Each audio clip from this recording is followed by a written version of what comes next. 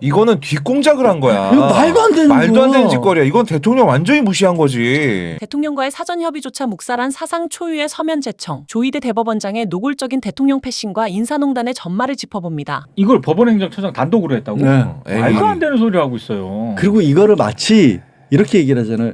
의견을 물어봤다라는 식으로 얘기를 하는데요.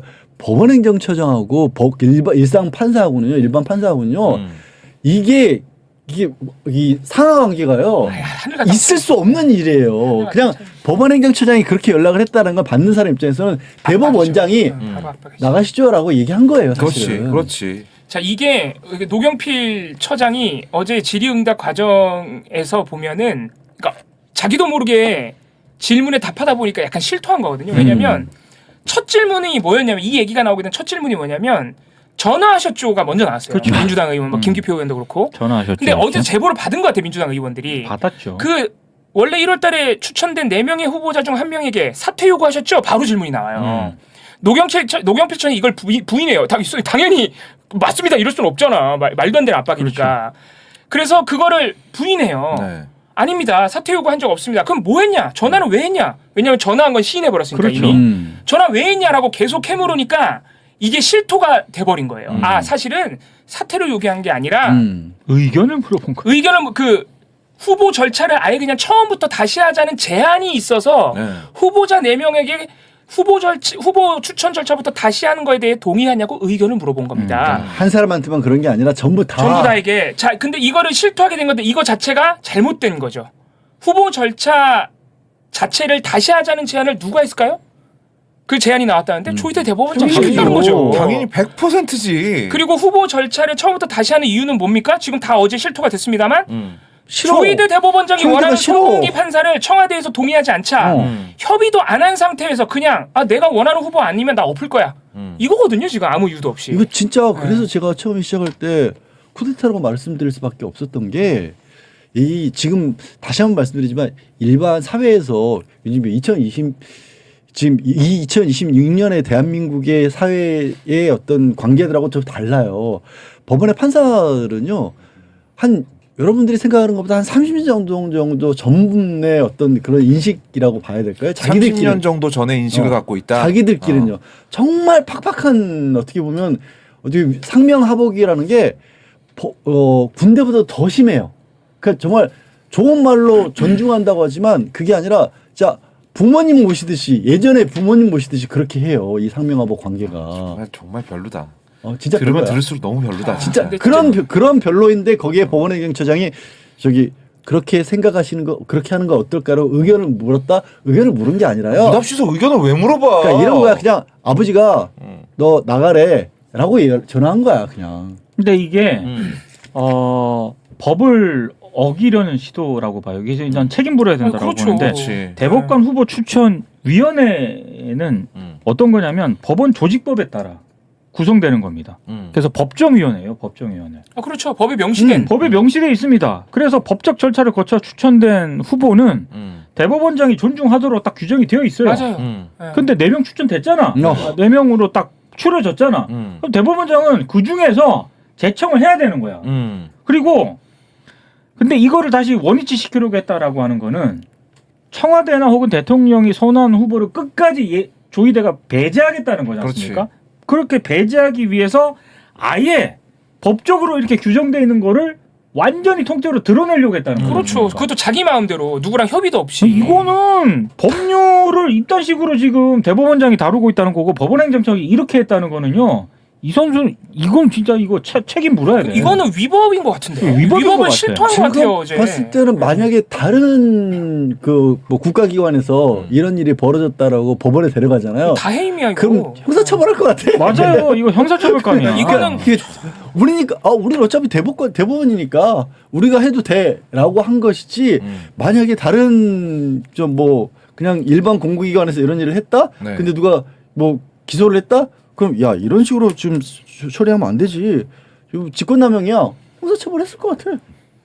그러니까 이거는 이제 더 이상 조희대를 봐줄 수가 없는 상황에 불가능해 이거. 맞습니다. 이거 다시 한번 말하지만 대통령과 국회를 완전 개 물러본 거예요. 이게 법원행정처장 입에서 나온 실토기 때문에 그렇지. 이거는 이제는 고소고발이 됐든 탄핵 추진이 됐든 이 명확한 근거가 생겨버렸다. 근데 이게 법원행정처장이 진짜 제가 그 사악하다고 생각하는 것 중에 하나가 제가 어제도 말씀드렸잖아요. 조이대가 김건희 국정농단 사건하고 그다음에 한덕수 이상민 내란 주요 임무종사 사건 네. 대법원 전원 합의체로 올렸어요. 네. 그럼 그 전원 합의체에서 심리를 해야 되잖아. 그러고 나서 조이대가 한 게 이 짓이거든요. 후임 대법관을 그냥 제청을 해버렸어요. 네. 청와대랑 제대로 협의도 안 한 상태에서. 그러면 대통령 입장에서는 이거 빨리 어떻게든 제청을 해 국회로 보내야 됩니다. 그렇지. 절차가 그렇게 돼 있잖아요. 원래 그렇게 돼 있죠. 이렇게 법률적으로 안 보낼 수 있는 방법이 없어. 네. 그러니까 보내야 돼. 그러면 국회에서는 청문회를 할까? 이제 경우의 수가 막 생기겠죠. 네. 청문회를 보이콧할 수도 있고 청문회를 해가지고 뭐 부동의할 수도 있고. 부동의할 네. 수도 있는 거고 둘 중에 하나만 뭐 아웃시키고 한 명은 뭐 이렇게 이런 뭐 경우의 수가 막 생길 거 아닙니까? 그렇지. 근데 어찌 됐든 두 명이 다 지금 임명이 안 되면 대통령 임명을 안 하면은 대법관 임명 절차가 또 지연이 되잖아요. 네. 그러면 그 대법원 저는 합의체 그것도 지연이 되는 거죠. 그렇죠. 그러니까 저는 조이대가 사악하다고 생각하는 거는 이것까지 다 계산해가지고 맞아요. 이른바 그렇죠. 이렇게 한 그렇죠. 거예요. 그러니까 진짜로 이제는 상고심을 지연시키려고 하는구나라는 네. 의심이 점점 굳어지는 거예요. 거기다 그 지연의 네. 원인을 자기가 아니라 다른 데로 돌리려고 하고. 그렇지. 그렇죠. 그러니까 그래? 제청 안 해? 그다음에 뭐 부동의? 뭐 그러면 뭐 가만히 있어. 심리 지연되고 어. 뭐 그럼 뭐 어쩔 수 없네. 이놈 이렇게 해가지고 지책임을 저쪽으로 돌리려고 그러는 그렇지. 거죠. 아주 사악한 놈. 그러니까 이 조이대가 예상하지 못하는 방향으로 반박을 해야 돼요. 그러니까 반격을 해야 돼요. 이 새끼가 지금 거기까지 계산을 했다라고 한다면 그거 밖에서 움직여야 돼. 지금 그냥 뭐 행정 절차를 어떻게 해보려고 하면 안 됩니다. 그냥 탄핵을 해야 돼. 이미 충분히 나왔잖아. 진짜 법원행정처장이 자백을 했잖아. 이제는 진짜 선을 물론 선은 예전에 넘었지만 선 예전에 넘었지. 근데 이제 그게 너무 노골적으로 보여가지고 이제는 그냥 봐줄 수가 없는 상황이에요. 어제 노경필 법원행정처장이 국회에 나온 영상을 한 번만 찾아보시면 야 이게 진짜 태도 자체가요. 네. 막 뭐 어떤 얘기까지 하냐면은 아니 원래 대법관 임명제 청할 때는 청와대하고 협의하는 거 아니냐. 왜 안 했냐 도대체 이렇게 물어보니까 뭐라고 얘기하느냐. 아 협의하려고 했는데 대통령을 못 만나게 했다 이런 얘기를 해요. 이게 그 뻥입니다. 이게 말이 됩니까 이게? 거짓말이에요. 거짓말. 아니 뭐 다짜고짜 대통령을 만나요? 청와대와 협의를 해야죠 일단 민정수석하고. 그래서 의견이 좁혀지면 네. 조율이 된 상태에서 만나가지고 그 형식적인 절차잖아. 네. 근데 조율이 안 됐어. 그럼 만나가지고 싸울 거야? 말도 안 되는 소리지. 뭐 애들 애초에- 장난도 아니고 애초에 싸워가지고 한 대 네. 맞았으면 좋겠다 진짜. 그러니까 이런 거지. 그럼 뭐 예를 들자면 그런 거죠. 자 내일 2시 시간 되죠? 시간 안 돼요? 그럼 우리가 알아서 할게요. 이거야. 안 내가 봤을 만나줬으니까 우리가 알아서 했다. 서면으로 이거야. 요청도 안 했을 거야. 어. 저. 아니, 요청했다가 오케이 하면 어떻게 해? 아예 아무것도 안 했어요. 아예.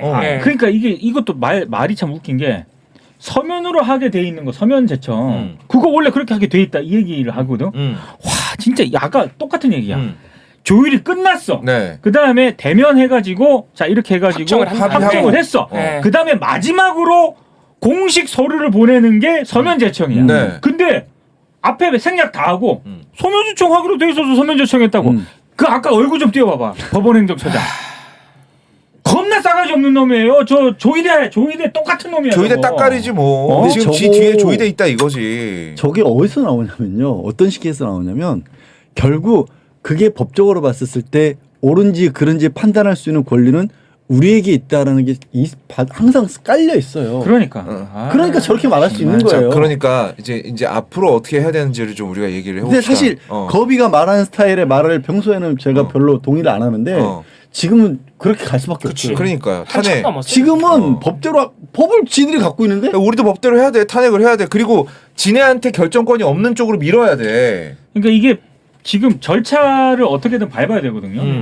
무작정 가지고 있을 수 없어. 그러니까 사악한 놈이야. 왜냐하면 한덕수하고 최상목이 왜 저기 헌법재판관 빨리 임명 안 해가지고 임명으로. 재판 받고 있잖아요. 네.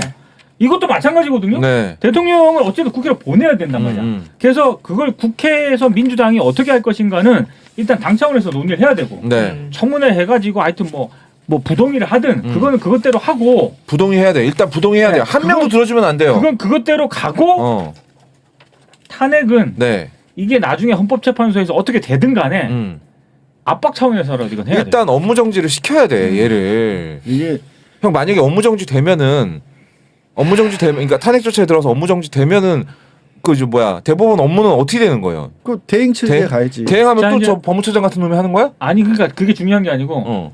자 지금 대법관도 신임 대법관 또 임명이 안 됐잖아. 네. 근데 조의대마저 정지되잖아. 네. 숫자가 그러면 사람이 없어. 국힘하고 사법부에서는 급후임으로 공격을 하겠지. 사람이 없어. 결국 이재명 정부와 음. 민주당이 대법원 업무를 마비시키고 있다. 아니, 그러니까 조의대는 이것까지 생각을 한 거라고. 그래서 내가 사악한 놈이라고 하는 거야. 근데 그거 모든 걸 감수해야 될 것 같은 나도 상황이 감수해야 될 것 왔어요. 같아. 어차피 욕은 먹을 거야. 이렇게 하든 결국 저렇게 원하는 게 하든. 뭐냐면 아시겠지만 26명의 대법관이 돼요. 네. 22명을 이제 이 임기 내에 지금 새롭게 뽑아야 되거든요. 네. 거기에 자기들이 저기 주도권을 갖고 그렇지. 가겠다는 거예요. 조의대가 내년 임기가 7월까지인가 그럴 거예요. 네. 그때까지 22명을 정해야 된다고. 근데 대법관 새 대법관 증언하잖아. 그럼 앞으로 계속 이 과정을 거쳐야 되거든. 그러니까 조의대는 선전포고 한 거예요. 내 마음대로 할 거야. 그러니까 이놈 날려야 돼. 법원을 자기 마음대로 가겠다는 무조건 거야. 날려야 돼. 지금. 아니 그러니까 현실적으로 제가 업무 정지 되면은 대행 체제로 가는 거냐고. 대행 체제로 가죠. 가는데 숫자가 부족하기 때문에 업무를 제대로 볼 수가 대법관의 없어요. 기능이 전원의합체가 못 네. 열릴 수가 그럼 없다고. 그 대행은 새로운 대법관 임명 절차는 할 수 없는 거야? 없다지. 그냥 선임 대법관이 아마 할 걸요. 그 뭘? 대법원장 대행은 그거는 모르겠어요. 그거 어떻게 되는지 전례가 없어. 따져봐야 전례가 없어. 나도 대행이 모르겠어. 대법관을 추천할 수 있는지는 좀 그건 안 될 따져봐야 돼요. 거야. 임명과 관련된 부분이니까. 네. 아니 그러니까 대법원장의 대행을 최선임 대법관이 하지 않겠느냐는 거예요. 그죠. 탄핵이 되면 일반 업무는 할 수 있는데 대행을 누가 하는지를 지금 물어보죠. 대행이 누구냐고 자꾸 물어보니까. 대행을 네. 네. 모르겠어. 나. 근데 그거 뭐가 법적 됐든 규정을 한번 간에 봐야 될 것 같은데. 뭐가 됐든 간에 대법관 신임 대법관 임명 절차는 맞죠? 예, 선임 대법관이 하죠. 네. 예. 불가능합니다. 음. 네. 아무튼 음.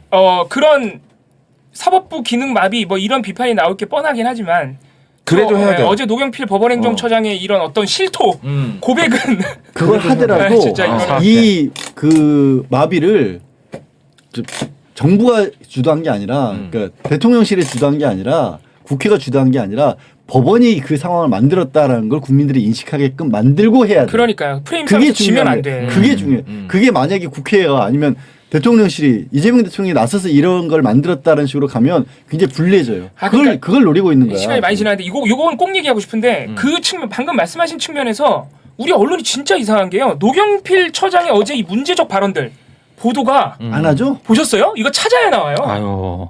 이거 이게- 진짜 거의 쿠데타성 이게- 발언이거든. 저기 예. 이 자체가 사실 단독 기사로 가야 되는 거거든요. 말도 안 되는 근데 짓거리. 법사위 전체 회의를 쭉 스케치하는 과정에서 끝부분쯤에 노경필 법원행정처장이 이렇게 전화를 돌렸다를 집어넣어. 근데 그거는 중요한 게 아니야. 아무 일도 아닌 것처럼 써놨어요. 근데 이 기사를 네. 꼼꼼히 봐야 이게 일이 있었다는 걸 알게 되는 거고 이게 뭐 영상이라든가 이런 거를 보지 않은 이상 만약에 기사 제목만 놓고 보면 이 일이 발생했는지 몰라. 전혀 별거- 주목을 별거 안 아닌 해요. 이거 것처럼 되게 해. 큰일인데 이거 숨겨주는 거지 대법원의 잘못을 지금. 그렇죠. 예. 그냥 대법원장 제청 없이 그냥 대통령 임명해 버리면 안 되나?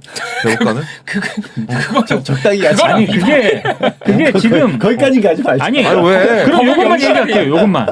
지금 대법원장이 대법관을 제청하도록 돼 있잖아요. 네. 제청권이 있지 않습니까? 이거는 유신의 잔재입니다. 맞아요. 박정희가 만든 거예요. 박정희가 그렇지. 만들었어요. 박정희가 대법원장을 대통령이 임명하게 해놨잖아. 근데 그 대법원장이 대법관을 제청하도록 해놨거든. 사실은 대법원장은 빠져야 돼. 그렇지 제청권 빼버려야지. 대법관 후보 추천위원회에서 추려가지고 대통령한테 올리면 그냥 대통령이 거기서 뽑아가지고 국회로 보내면 되는 거지. 왜 대법원장을 거치도록 해놨냐고. 맞아요. 그게 그래서 2차 사법개혁을 민주당이 이제 추진해야 되는데 법원행정처 민주화 거기에는 대법관 후보 추천위원회도 민주화해야 된다는 얘기가 나와요. 맞아요. 지금 대법관 후보 추천위원회에 막 선임 대법관이랑 법관이랑 3명의 외부위원인데 그 3명의 외부위원이 사실상 대법원장 손아귀에 있는 사람들이고 이렇다 보니까 확 늘려야 된다. 맞습니다. 그래서 그런 것까지 포함해서 대법관이 임명 제청하는 절차를 없애도 된다.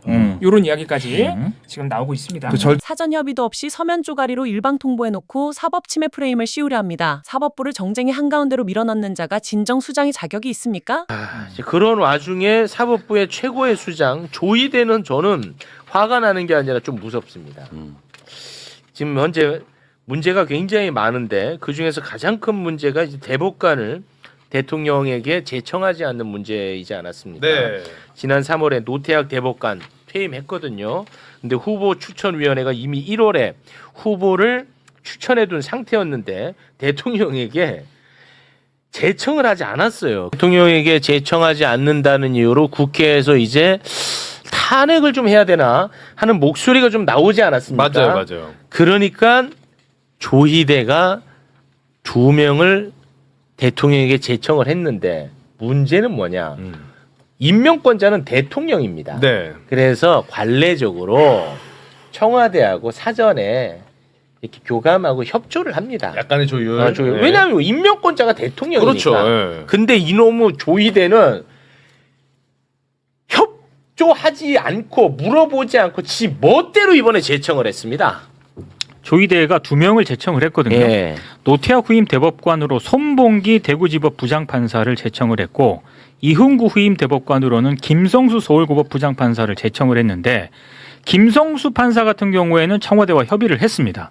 그런데 노태학 후임 대법관인 손봉기 부장판사는 청와대와 협의 없이 서면으로 그것도 지금 제청을 했는데 이거 진짜 건방지네. 통상 최종 제청은 대법원장이 대통령을 직접 만나가지고요 대면으로 진행을 해왔던 게 그동안 관례였습니다.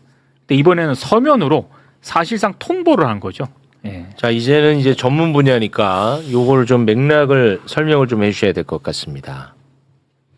아주 그 질이 나쁜 정치적 꼼술수를 썼다고 봐요. 대법원장이.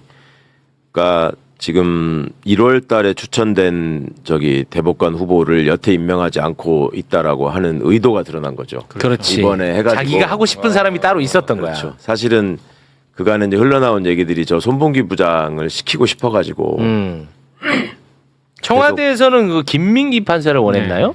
그거는 잘 모르겠어요. 아, 여성 그건- 판사들이 아무래도 조금 더 필요하지 않냐. 여성이 몇 명 없으니까 그런 얘기는 있었지만 특정인으로 누구를 한다라는 거는 저는 박순영 뭐 김민기 둘 다 괜찮다라는 생각을 개인적으로 하고 있었는데 네. 청와대가 어쨌는지는 지금 그거를 청와대에 들을 수는 제가 없으니까 네. 그거는 모르겠고 보도는 있더라고요. 예, 보도는 좀- 그런 식으로 예. 났었죠. 근데 그거를 지금 예전에 저희가 일할 때 보면은 저 협의 과정이라고 하는 것이 지금 뭐랄까 저기 손봉기 판사 같은 경우에는 없었다고 지금 보도를 하는데 쉽게 말하면 없는 건데 사실은 없었던 게 아니라 그간에 이제 오가는 과정들이 있었던 거죠. 협의 과정이 있었는데 협의가 안 된 거지. 그러니까 조희대가 마음에 안 들었던 거야. 그렇죠. 그러니까 그 청와대 조희대는- 목소리가. 그렇죠. 조희대는 특정인을 계속 시키고 싶었고 네. 청와대는 그 사람은 적합하지 않다라고 생각을 한 거고. 네, 그런 것 같아요. 그러면은 대법원장의 제청권이라는 거는 헌법적으로 어떤 의미가 있냐면 임명권자에게 대법원장의 의사를 전하는 거죠. 나는 이 사람을 대법관으로 하고 싶다. 근데 제청을 하는 이유는 그 사람이 임명되게 하기 위해서 하는 거 아닙니까? 네. 그럼 나 제청할 테니까 임명하든 말든 알아서 하세요. 이건 아니거든 원래. 그건 아니겠죠. 취지가 당연하잖아요. 네. 그러니까 그런 과정을 원활하게 하기 위해서 협의라는 거를 하는 거죠. 근데 그 협의 과정에서 본인의 마음에 들지 않는다는 이유로 시간을 끌고 있다가 이번에 이제 소위 쇄칭 조금 저기 하게 말하면은 끼워 팔기를 하는 건데 한 사람 더 할 테니까 두 사람 가지고 어떻게 하나 보자.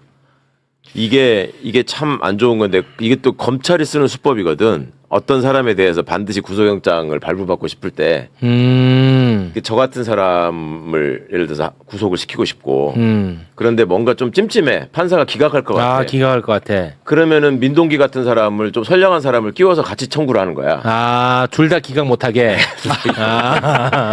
그런 식의 수법을 여기다가 쓴 거랑 비슷한 상황이고요. 더 악성이라고 보는 거는 지금 손봉기 판사는 어찌 보면 앉아서 봉변당하는 걸 수도 있는데 저기는 이제 대구 지역의 향판이고 저기 김성수 판사는 광주가 고향이에요.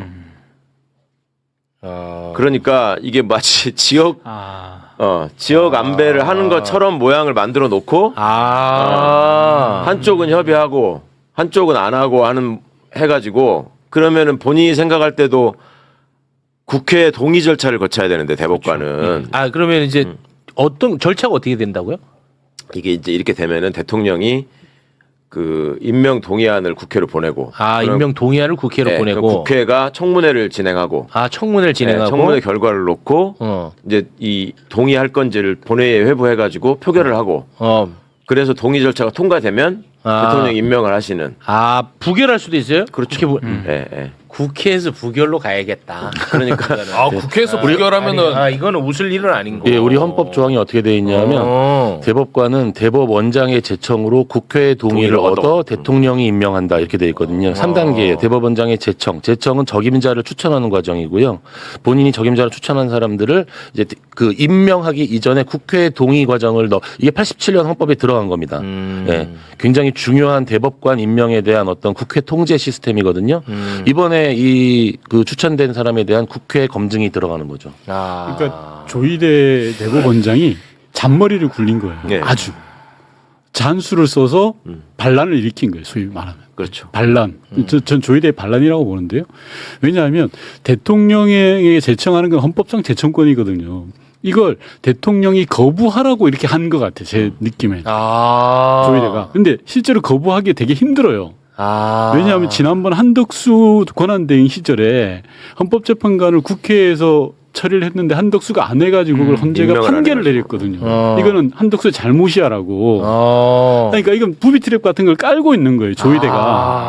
대통령이 거부권을 임명을 하지 않으면 너 지난번 헌법재판소에 판결이 있는데 말이 안 돼라고 깔고 있고 두 번째는 조금 전에 최강욱 선배께서 말씀하셨듯이 광주와 이 대구라는 그리고 향판과 서울 이런 여러 가지 구도를 깔고 있어요. 이 양반이. 잔머리를 너무 많이 쓴 거야. 아니 그러면 조희대가 이거 완전 정치질을 했다고 보이는데 완전히 한 거예요. 그 의도가 저는 중요하다고 보는 입장이거든요. 왜 그랬을까?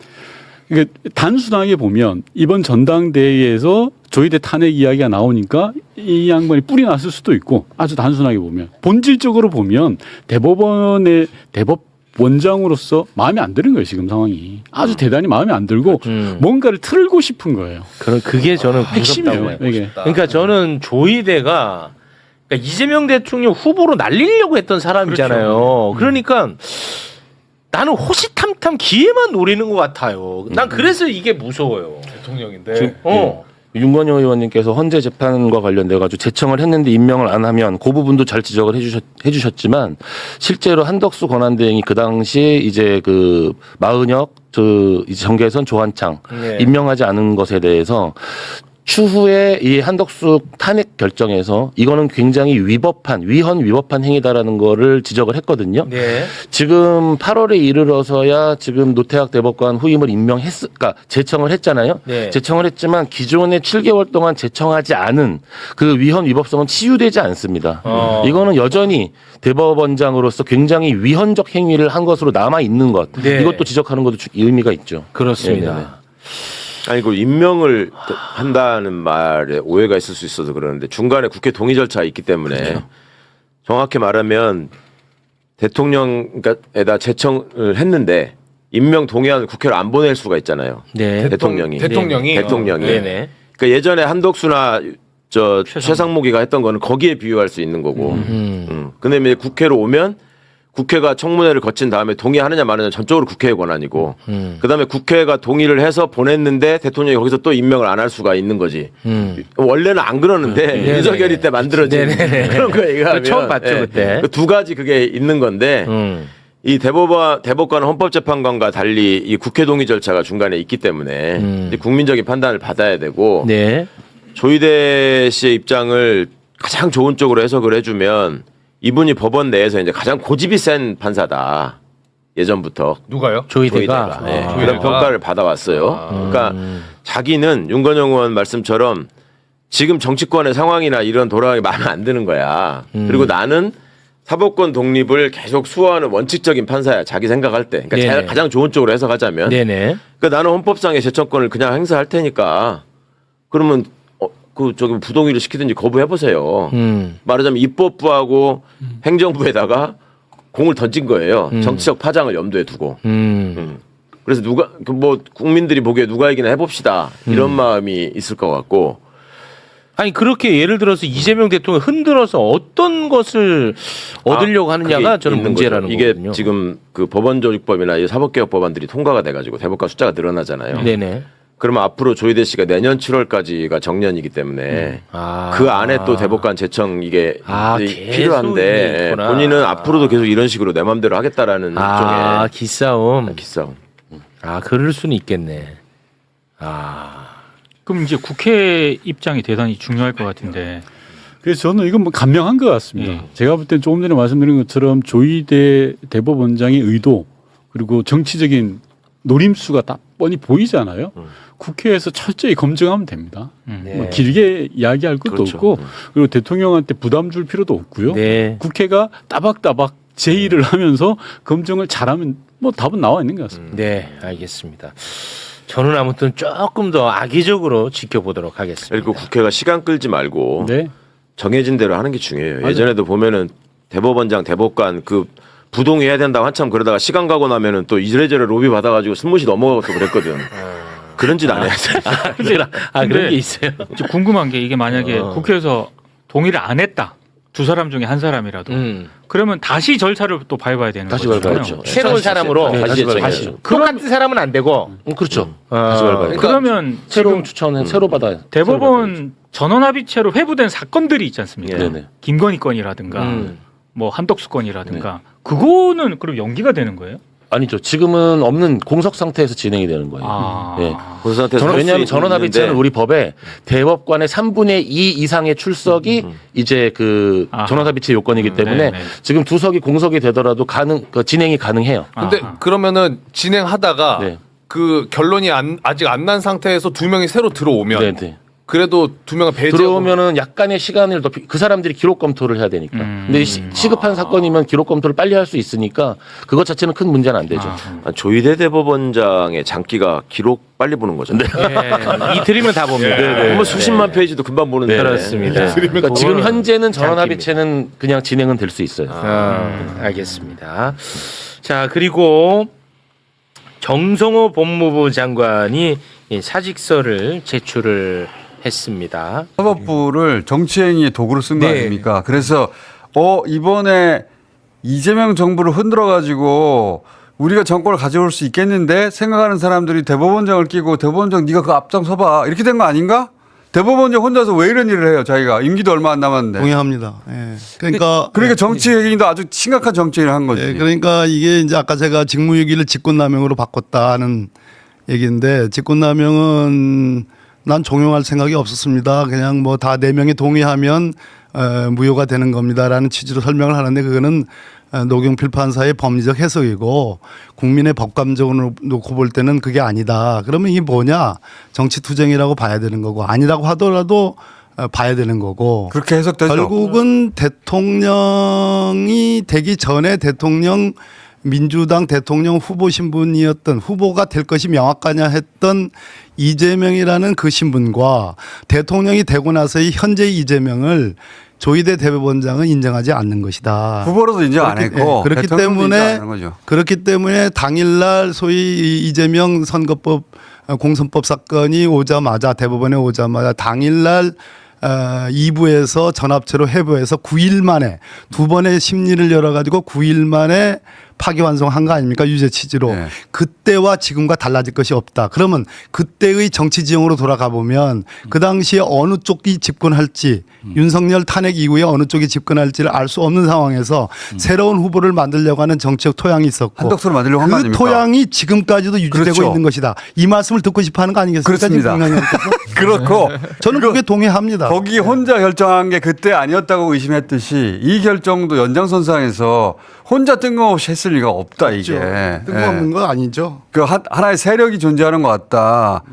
법조 카르텔이라고 이야기도 하죠. 그래서 법조 카르텔. 네, 그렇죠. 교수님은 어떻게 의심하십니까? 왜 이런 뭐 일이 구체적으로 뭐 그런 뭐 인적으로 뭐 네트워크가 있다 뭐 이렇게는 말씀을 못 드리겠는데 그러니까 법조 그거는 조심할 겁니다. 예. 네, 그 검찰도 포함하고 그다음에 대형 로펌 분명히 그 배후에 분명히 있을 거 같고요. 그렇게 의심하시고. 이게 이제 공동의 이익들이 있는 거죠. 근데 그게 이제 하필 이제 법조 이익들을 지금 이제 약간 이제 이렇게 무력화하는 방향으로 지금 정부에서 많이 추진을 하고 있으니까 그거 이제 저항을 하고 있는 자기 이익이 깨지니까 저항하는 것이다. 네, 그런 것 같습니다. 그렇게 의심하시고. 근데 법무비서관 법무비서관 누구야 그룹이? 그룹이 있다 좀 있다 이렇게. 자, 근데 민정하고 얘기하잖아요. 대법원하고 민정하고 특별히 법무비서관은 주로 판사 출신. 박범계 의원도 법무비서관을 하셨고요. 판사 출신인 법무비서관이 이 얘기를 조율을 했을 텐데 여러 번 했을 텐데 그 내용이 있어서 지금 대법원에서 지금 크게 세게 얘기가 나오는 거 아닙니까? 그러니까 김민기 판사다 이 얘기는 대통령의 의중이 아니에요. 대통령은 처음부터 야 내가 누구를 하고 싶은데 이렇게 안 합니다. 대통령이 굳이 이러한 그 대법관 임명하는 절차에 껴가지고 처음부터 껴가지고 대통령을 이렇게 고립화시킬 그런 거 자찰 이유가 없어요. 그러니까 대체로 이 논의하는 협의하는 과정에서는 민정수석이 상당히 적극적인 분 같으면은 민정수석의 의견이거나 민정수석도 사실상 관여 안 해요 처음에는. 그러니까 법무비서관의 의견입니다. 법무비서관은 현직 판사 출신이죠 지금. 그러니까 법원 내에 상당히 진보적인 성향까지도 고려한. 그러면 제가 볼 때 1순위가 김민기 판사라고 치더라도 윤성식 판사도 진보적인 법관인 우리법연구회 출신입니다. 그다음에 박순영 판사도 뭐 못지 않아요. 그냥 괜찮아요 그런 대로. 손범기 판사는 그냥 말 그대로 조 대법원장의 대구 향판 후배입니다. 그러니까 마지막에는 그냥 에라 이거 뭐 다 들통났으니까 해서 손봉기로 간 거예요. 후배로 그냥 찍은 거예요. 후배로 찍은 거예요. 근데 손봉기까지도 그냥 다 날리려고 했습니다. 왜 그러냐? 목적이 직무유기를 벗어나는 거였어요. 갑자기 한 2주 전부터 지금 정치권에서 국회에서 시끄럽게 지금 두 번째 공백이 생겼어요. 왜 직무유기를 해가면서까지 왜 저 임명 제청을 안 하느냐 하니까 지금 부랴부랴 지금 탄핵 사유가 될래나 생각하면서 그렇습니다. 바로 그 점을 검토한 거죠. 더 이렇게 국회에서 문제가 제기되는데 그로부터 한 1주, 2주 내에 제청을 하지 않으면 직무유기가 됩니다라는 법리 판단을 한 거예요. 갑자기 급하게 그래서. 그런데 마음에는 다 안 들어. 그러니까 다 일주일 전에 한 거 아니에요. 이게 그렇죠. 전화 그런 것이 최근에 벌어진 얘기라는. 최근에 다 벌어진 일이죠. 갑자기. 그 고려도 있었던 것 같아요. 법사위 전체의 바로 전일에 탄핵 얘기를 했기 때문에 그리고 탄핵 얘기가 나올 거다 뭐 그런 얘기도 있었고 정치권에서 탄핵 얘기가 나오자 나 탄핵해달라고 선언한 겁니다. 그렇죠. 그러니까 이게 지금 그러니까 가장 큰 아까도 말씀드렸잖아요. 이거는 서면으로 공개했다라는 게 제일 문제예요. 서면으로 공개적으로. 그러니까 이런 그 과정들이 정치죠. 그거는. 그동안에는 그 어쨌든 인사라는 것이 뭐 항상 공개적으로 할 수는 없는 거거든요. 인사라는 건. 인사는 발표 직전까지 아무도 몰라요 원래. 어떤 분야든. 적어도 독대 일정이 잡혔다는 거는 대통령은 그 독대 자리에서 결론을 낼 수 있다고 판단하신 거예요. 근데 그거를 취소하고 자기가 혼자 서면으로 내버려? 네. 언론에 다 나게? 그 말은 정치지. 네, 더 이상 협의 안 하겠다고 엿먹으라 해요. 네. 정확하게 표현해 주세요. 엿먹으라. 반대로 그 독대가 잡혔다는 얘기는 저는 거꾸로 해석할 수도 있다고 봐요. 그리고 무슨 얘기냐면 대통령 마음이 아까 제가 1, 2, 3순위 얘기했잖아요. 근데 독대를 해서 바로 이것이 중요한 건데 대통령 입장에서는 국가 원수의 입장이니까 대법원장과 자리한 자리에서 대법원장이 굳이 1, 2, 3은 안 되고 손봉기 판사라도 해야 되겠습니다라고 하면 대통령은 어떻게 하시냐 하면은 왜 그러십니까? 그 이유를 들어보고 그럼 그렇게 합시다. 그러나 이 두 번째 이흥구 대법관 후임은 내 의사를 따라 주십시오. 그다음에 하나 더 남았습니다. 내년에. 그것도 뭐 내 의사나 아니면 그때는 긴밀하게 협의해서 합의로 합시다. 이렇게 대통령이 할 가능성이 높은 거지. 그런 스타일이죠, 보통은. 그런 스타일입니다. 네. 그것이 정치예요, 사실은. 그것이 대통령직에 갖고 있는 아주 고유성이란 말입니다. 그거조차를 완전히 깡그리 거부한 거예요. 일부러 안 했다고 봐요, 저는. 일부러. 대통령을 지켜야 되는 문제입니다, 이게. 일부러 안 했다고 봐요. 그리고 저는. 약간의 그렇게 공개적으로 했다는 거는 이제 대통령의 권위를 공개적으로 인정하지 않는 거예요. 저는 처음부터 이렇게 계획했다고 봐요. 시간을 잡고 그 중간에 대통령이 만나지도 않았는데 취소했잖아요. 그러면 왜 잡았어? 취소할 거를. 특별한 일도 없는데. 그냥 이 절차를 밟아서 그냥 발표하려고 처음부터 계획했다고 봐요. 저는. 그런 이 과정 전체가 이게 가장 대통령 권위를 무시하는 방식 아닙니까? 예. 그런 방식을 잡은 것이다. 될까봐. 가서 설득되고 그럴 수도 있잖아요. 혹은 뭐 타협하고 중재안이 나올 수도 있고. 해결되면 안 되는 거예요, 이게. 해결되지 않고 이렇게 불거지라고 터뜨린 거 아니냐 이게. 보여주기 위한 것이라고 봅니다. 그러니까요. 대법원 쪽에서도 이 기습을 한 건 맞는 것 같아요. 말씀하신 것처럼 이런 식으로 공개적인 방식으로 특히나 법원 인사를 하는 경우는 전례를 찾아보기는 쉽지는 않았고, 근데 좀 문제는 있는 것 같아요. 그러니까 무슨 문제가 있냐면, 그러니까 그 정부 쪽이랑 사법부 쪽이 사실 사전 조율을 하는 게 뭐 문제다 이렇게도 얘기를 하긴 하는데 사실 사전 조율을 해야 되는 문제. 그렇잖아요. 이거는. 근데 그 채널이 좀 너무 약해진 것 같아요. 예를 들면은 이제 민정수석은, 그러니까 그 전 민정수석의 경우에는 좀 힘이 떨어졌고 사법부하고 잘 타협을 하지 않으려고, 조율을 하지 않으려고 하는 좀 기미가 좀 있었던 것 같고, 봉수석 말씀하는 겁니다. 그리고 법원행정처 쪽에서는 그게 이제 법원행정처 처장, 저번에 박영대 처장이 있었지 않습니까? 근데 그분이 이제 물러나는 시점하고 이게 겹쳐요. 이 추천 과정이. 그러니까 차장 입장에서는 이게 이제 정부 쪽이랑 이제 조율을 하기가 조금 어려웠을 거고, 이제 그런 좀, 그래서 정부 쪽이나 이제 사법부 쪽에서 정부하고 이렇게 협력하려고 하는 그런 지금 경로나 채널이 좀 약화된 거 아닌가, 그런 생각. 그래서 노경필 법원 행정처장이 왔는데, 그래서 이 정치권 그리고 청와대하고도 좀 얘기를 했던 것으로 봅니다. 근데 이번에는 긴급적으로, 기습적으로, 공개적으로 이 탄핵해달라고 이 선언을 한 거여서 공격한 거예요. 네, 헌법재판소로 끌고 가겠다는 생각이죠. 네, 공개적으로 탄을 쏜 겁니다. 이거는 이제 대놓고 뭔가를 했는데, 그러면 이제 앞으로는 그러면 이 사람은 어떻게 할 거냐? 네. 탄핵 요건 됩니까? 그러니까 보시기에 탄핵 요건이 됩니까? 저는 이제 파기환송만으로도 탄핵해도 된다고 봅니다.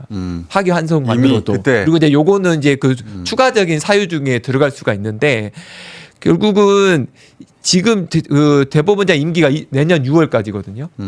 근데 이제 문제는 공개적으로 대통령에 대해서 인사권을 무시하고 대통령 인정하지 않았기 때문에 지금부터는, 그러니까 현 정부와 공정할 생각이 전혀 없는 거죠. 그러면은 이 탄핵이라는 건 사실 알 수가 없어요. 사실 그건 헌재 가봐야 되는 거고, 가고 나서도 된다 안 된다 의견이 분분할 텐데, 탄핵이 가능한 여부하고 상관없이 탄핵 소추해야 된다고 보십니까? 저는 해야 된다고. 해야 된다고 보시고, 우리 박범계 의원님은 그러니까 가능합니까는 별개로 하고 소추해야 됩니까? 저는 김민석 당대표의 표현을 넘어설 수가 없는 사람입니다. 왜 그러신지 할 것만 아시죠? 갖던데 보니까 지금. 예, 그런데 정서적으로는 탄핵감이죠. 지난번 이제 공선법 위반 사건과 관련한, 아까 제가 9일 만에 두 번의 심리 끝에 그냥 전격적으로 민주당의 대통령 후보 될 사람의 자격을 없애려고 하는 그렇죠. 그 조치는 대선 사법 개입이지. 쿠데타에 준하는 대선 개입 것이니까, 그때 이제 이흥구, 오경미 두 분의 대법관들이 그랬지 않습니까? 그 이소부와도 그 예시를 들어가면서까지 이거는 수기와 토론의 과정이 생략된 것이다. 그 자체만으로 탄핵을 할 만하죠. 여기에 지금 사건을 대비를 해놓고 보면, 아까 그 일관성을 제가 말씀드렸는데, 결국은 대통령의 대법관 임명권이 갖고 있는 아주 중요한 헌법적 가치를 일종의 재판 소원, 또 대법관 증원이라는 그러한 이재명 대통령 그리고 민주당의 또 국회의 의사를 일종의 뒤엎기 위해서, 행정 현안 가지고 뒤엎기 위해서 전선을 만드는 거고, 그 전선 속에 자신들을 지지하는 뭐 보수적인 여론들을 동원하려고 하는 흔적들이 엿보이고, 이것은 헌법적인 무질서를 초래할 수 있는 겁니다. 아까 제가 도돌이표라고 얘기했지 않습니까? 그런 측면에서 과연 사법부의 수장을 그대로 남겨두는 것이 옳은 거냐? 한국의 헌정질서에서 우리가 헌정질서를 무슨 말씀 하시려고 하는지 제가 오늘 알아요. 폼이 좀 좋으신데 보니까. 괜찮습니다. 문장이 좋아요. 오랜만에 나와서 그렇습니다. 정수의 자주 의도를 나오면 안 되고 가끔 나와야 되니까. 문장이 좋아요. 정수를 보면서 왜 뭘 원하는지 그 얘기를 하시려고 하는 것 같아. 그래서 모두가 이 헌정질서를 다시 지키는 마음. 예, 아까 제가 대통령이 패싱되고 국회가 패싱됐다. 국회의 다수결이 패싱됐다. 그것은 굉장히 헌정질서상으로 우리가 어떻게 회복한 질서인데, 그런 측면에서 대통령을 지키는 그런 마음으로 우리가 한번 이 탄핵 문제도 의논해 봐야 된다. 예전에 교수님은 어떻게 보세요? 탄핵은 이제 위헌하거나 위법이 확인이 되어야 하는데, 그러니까 이번 서면제청만으로는 탄핵하기는 좀 어려울 그 앞에 이제 것 같고요. 물론 이제 말씀하신 것처럼 파기환송의 경우에는 명백한 이제 탄핵 사유에 그래요? 해당해요. 그럼 둘이 합쳐서 해야 되겠다. 저는 그렇게 생각. 근데 이제 문제는 그러니까 탄핵 소추가 가지고 있는 이제 파괴적인 성격들이 있잖아요. 근데 이런 거를 그러니까 정상적인 채널이 있고 지금 서면제청 뭐 문제가 많다라고 얘기를 하지만 이거 다시 할 수 있는 부분이 분명히 있거든요. 아니 근데 이미 정상적인 루트를 다 깨버렸는데 한 번 깬 거는 봐줄게 이거 말이 안 되잖아요. 그러니까 이제 이게 시스템이 제대로 돌아가지 않을 때 원래는 그 시스템이 돌아가게 하는 어떤 그 관례나 이런 게 있단 말이에요. 근데 그게 무너지고 더 이상 그리고 가장 큰 문제는 이제 이번에 그 서면제청은 더 이상 너랑 대화하지 않겠다고 선언한 거기 때문에 그 다음에 재협의가 사실상 저는 불가능할 거로. 너는 나의 대통령이 아니야. 그건 인정할 수 없어. 근데 그럴 경우에 권력기관 간의 문제를 할 수 있는 해소 방안이 이제 헌법이 말하고 있는 게 탄핵 절차거든요. 저도 그렇게 생각하는데 근데 이제 정치권 이거는 아무리 논의를 해도 정치권이 추진을 해야지 국회에서 해야 되는 거니까. 이제 저는 이제 적대는 게 이런 상황에서 만약에 이거를 또 한번 뭉갠다. 그러니까 파기환송 때 쪽으로 무시할 만했네가 되는 거예요. 제가 그게 걱정되는 거예요. 내년 6월까지 대법원에서 뭔가를 계속할 거예요. 계속할 거고 할 수 다른 일을 할 거야. 그렇죠. 이래도 못하네. 그럼 또 하겠죠. 또 하죠. 또 했는데 어떻게 못하네. 우리 변호사님 알고 보니까 과격한 분이네. 그러니까 아주 뒤에선 더 과격했습니다. 제가 파기환송 전원합의체 파기환송이 있었을 때 그때 만나던 분 얘기를 조금 해야 되겠는데 저는 저기 TK의 어른이라는 판사들 그리고 대형 로펌의 고문이라는 분들 아주 보수적인 분들하고 얘기를 하는데 그때 재판부가 가만히 있으면 안 된다고 얘기를 하는 사람들이 있었고 그리고는 이재명은 후보가 되어서는 안 된다. 대통령이 되어서는 안 된다는 그런 사람들 아주 그러니까 보수적인. 누구야 지금 이런 일들을 꾸리고 있는 사람들을 좀 두리뭉실하게 얘기해 줘봐. 자, TK의 원로 판사인데 대형 로펌하고 관계가 있는 사람이고요. 그리고 뭐 그 대법관을 지낸 사람이니까 굉장히 그쪽에서는 원로입니다. 이제 진제 한 마디만 더 하면 이제 특정이 되는데 그때 이재명은 대통령이 되면 안 된다는 정서가 있고 그리고 법원이 가만히 있으면 안 된다는 그 얘기를 했어요. 이게 무슨 소린가 했어요. 그러니까 조희대 대법원장과 같이 이런 얘기를 할 법한 사람들 그 위에 있는 사람들한테 그런데 그리고는 그 두 사람만 얘기했을 리가 있나? 그렇죠. 근데 윤석열 구속 취소 전에 저희가 이 방송에서 양승태가 움직인다. 양승태 조희대가 움직인다.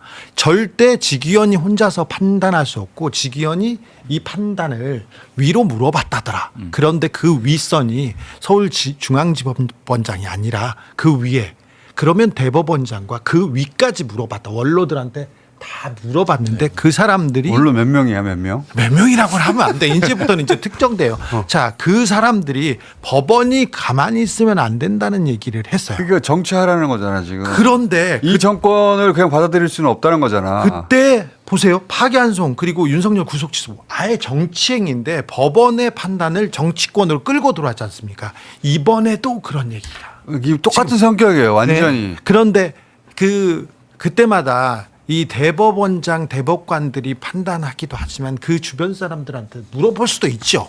물어볼 수도 있는데 물어보는 그룹이 굉장히 보수적이고 정치적인 사람들. 대법원장이 혼자 이걸 기획했다고 난 믿지 않는 것이 이 기획은 대단히 정치적이고 정교해요. 네. 나름. 그리고 정치적 임팩트가 있어요. 그리고 때를 봅니다. 때. 이거는 정치적 감각이 있는 사람의 기획이야. 실제로. 그렇죠. 지지율이 약간 하락하니까 한 거. 약간이 아니 많이 하락했죠. 찬스라고 본 거예요. 이때 때려가지고 우리도 다 함께 정치권에서도 때리지만 사법부에서도 때려가지고 조지자. 그리고 타임라인을 좀 봤을 수 있어요. 내년 6월에 대법원장이 만료입니다. 그리고 내년에 한 명 더 추천 인사가 있죠. 그리고 이번 하반기에 정치 관련된 판결 스케줄이 쫙 나옵니다. 근데 대법원이 전원 합의체로 끌고 오기도 하고 그리고 대법원에서 판단을 해줘야 되는 사건이 있어요. 최상목 사건이 아직 그런 사건에 진보적인 대법관을 안 들이겠다는 거잖아. 이거 안 들이고 그거 해결하겠다는 거잖아. 하나 이제 고려를 해야 될 부분이 어쨌든 표면적으로는 김민기 판사를 청와대가 선호했는데 그것을 비토한 거란 말이에요. 그리고 비토한 이유는 김민기 판사는 뭐 우리법 연구회 뭐 출신이다 이걸 떠나서 진보적인 법관인을 떠나서 남편이 오영준 여기도 23기입니다. 오영준 헌법재판관이란 말이에요. 즉 헌재 얘기를 지금 이해상충으로 얘기를 했다는 거예요. 더 깊은 데는 재판소원이 가장 지금 기분 나쁜 겁니다. 조희대 대법원장 입장에서는. 근데 재판소원과 관련해서는 지금 2,000건이 신청이 됐는데 딱 한 건이 전원재판부에 지금 들어가 있습니다. 네. 올해 내로 인용될 가능성이 있습니다. 네. 즉 역사적인 날이 되는 거예요. 재판을 대법원이 확정 판결이 뒤집어지는 공개적으로 공식적으로.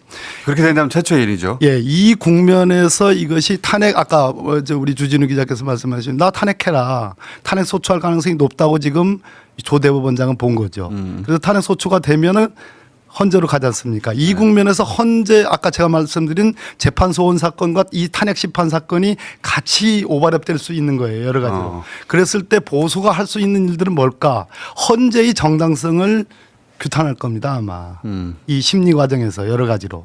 그런 측면에서 궁극적으로는 보혁에 굉장한 어떤 전선을 지금 만드는 하나의 그런 기획이 작용하지 않았는가 하는 그런 추측 같은 건 있죠. 대통령에 대한 반대 세력을 한쪽에다 모으는 법원과 그 법조인들을 한쪽에다 모아두게 만드는 그런 싸움 아닙니까? 정치가 있고 그렇죠. 지금 사법으로 정치를 시작한 거예요. 정치판에 들어왔어요. 들어왔지. 박지원 의원이 그랬잖아. 나 정치구단 나보다 더 정치를 조희대 대법원장이 잘한다고 했는데 조희대 대법원장이 정치판으로 지금 끌고 왔어요. 법원을. 그러니까 그런 머리는 없단 말이야. 그렇지. 정치 머리 그런 배짱 없어. 정치 머리가 없는데 정치를 지금 잘하고 있잖아. 그 적절한 타이밍에 효과적으로 때리고 있어요. 그들의 관점에서 보면. 그래서 이거는 저는 혼자 하는 게 아니라고 생각하고 있는데. 박범계 의원님 말씀하신 것처럼 이제 재판 소원 문제는 법원이 가장 아파하는 쟁점 중에 하나인데 지금 도입이 되어 있죠. 그래서 그들이 아픈 건 관심이 없어요. 근데 이렇게 하면 안 된다는 아마 거지. 법원에서는 네. 이 재판 소원 제도를 무력화하기 위한 어떤 조치들을 그래서 해 나갈 생각. 그래서 조희대가 자기가 헌법재판소로 끌려가는 모습을 보이려는 그런 연출일까요? 그러고 싶지는 않을 텐데. 아니야. 근데 거기까지 몰고 가서 극적일 때 이제 던지겠지. 어차피 임기 안 남았거든 얼마. 그럴 수도 있겠다. 네. 하여튼 기획을 하고 있어 거기서는. 네. 뭔가 이렇게 하면 저렇게 하고 이렇게 하면 저렇게 하고 수를 두면서 정치적 기획을 하고 있다. 그러면 정치가 대응해야죠. 이거는. 그렇죠. 저는 정치적 행위에 정치적으로 대응하는 게 맞다고 봅니다. 저도 그렇게 생각합니다. 자. 사법 독립을 방패 삼아 노골적인 정치질을 벌이는 조희대 대법원장의 충격적 민낯을 낱낱이 파헤쳐봤는데 어떠셨나요? 사법부를 정치 도구로 악용한 책임을 반드시 물어야 한다고 생각한다면 구독과 좋아요 눌러주세요.